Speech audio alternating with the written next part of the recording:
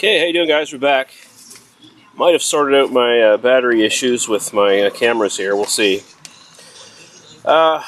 Next up is Pike Creek. Another whiskey sent to me, of course, by Ewart. A nice little sample here. It's at 40% ABV. It's a 10-year-old Canadian whiskey. A bit of a history behind this one, actually. The Corby distillers who bought up Hiram Walker some point in the late 1990s, they had this series called the Canadian Whisky Guild, which had 3 different whiskeys in it, where they were trying to make more premium, more interesting whiskeys for the market. Back in the day when stuff like really bland Canadian Club and Crown Royal were basically the kings of the market, and people just weren't used to drinking anything outside of that for the most part. They had the Gooderham and Woolworths, Lot 40 and Pike Creek, and I guess the Gooderham and Woolworths sort of fell by the wayside, but they've sort of reintroduced Lot 40 and Pike Creek. Now that the Canadian whiskey market is sort of changing, where you see more and more people now buying up more interesting, more complex Canadian whiskeys. In the last few years, these whiskeys have been reintroduced, hoping to finally get their the real due, I guess. So this is double distilled in white oak, or it's double distilled and then matured in white oak. It's also port finished, port barrels. So it's a bit akin to Scotches finishing their stuff in Oloroso casks, because basically, you know, you're doing sort of the same thing, fortified wine for finishing. I don't know how long these are finished in it, but there you go. So there's a little bit of history behind this one.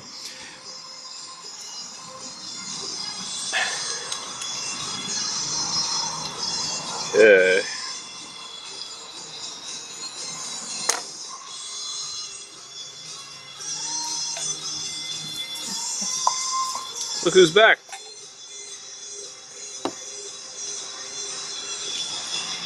Let that sit for a minute while I throw the ball for you, I guess, eh? Okay. So she's a pretty dark amber. Probably maybe some coloring going on in that, I imagine. At 40% most likely is might be some coloring, I don't know. Ewart can probably correct me on that one. Looks good. Some pretty thick legs on the sides there. Let's go right to the aroma. Oh, wow.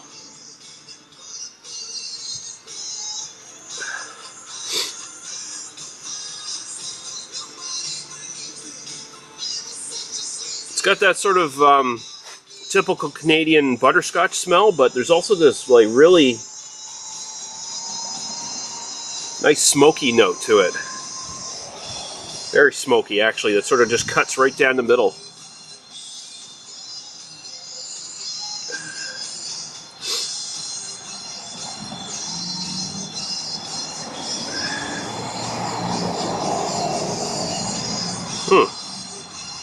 It's not super smoky and phenolic like, say, like Isla Scotch or something along those lines, but there's this nice,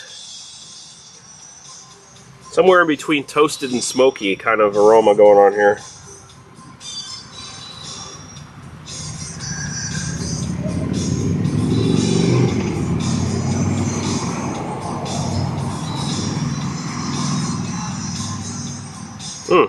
Smells very nice. Bready butterscotch, toasted, smoky after the fact. Getting a little bit of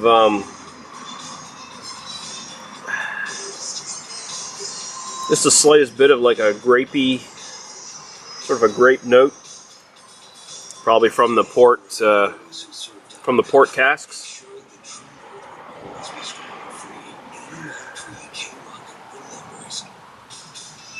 Yeah, smells good. So we'll go right to the taste. Cheers.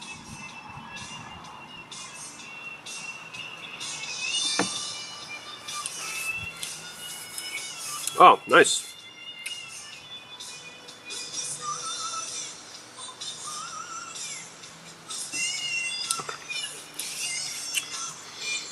think in Ewert's notes he gave me about these whiskeys, he said the Noah's Mill that I just previously did would make a good dessert bourbon. I think he said that. I think that was the one he was talking about. But in this case, I think this is actually a better dessert whiskey all around. Incredibly smooth, medium-bodied, and you're definitely getting those port flavors up front. You got the typical butterscotch of a Canadian whiskey, but it's mixed with those sort of red wine port flavors, sort of a sweet, grapey note, a little dry. Finishes again with a little teeny bit of smokiness and wood. Throw the ball for the bear. Where's the ball gone? There it is.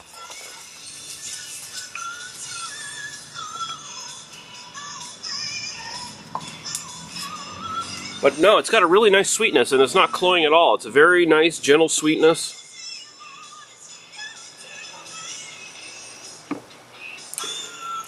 Getting no alcohol in the finish at all. Like, no alcohol. Very smooth and deceptive.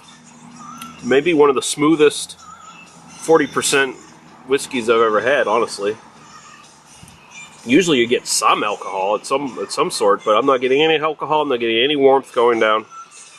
It's all about the flavor on this one.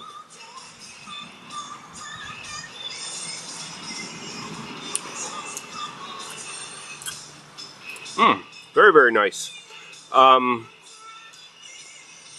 Definitely a dessert whiskey. Like, you could definitely have this after having a nice sort of like pot roast or something along those lines for supper, or a steak or something along those lines, and have this instead of having sherry or port afterwards.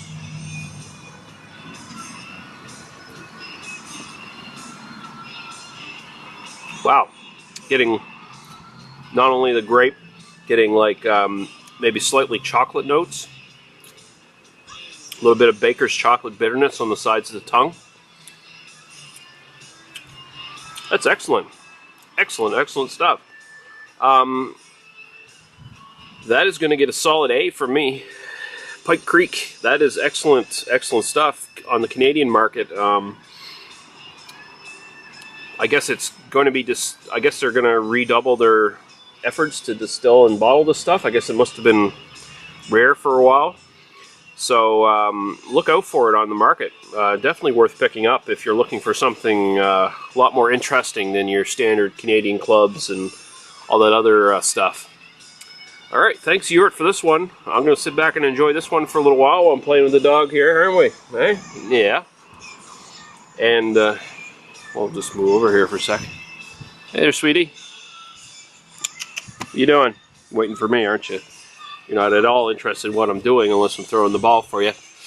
We'll be back, guys, here in a little while.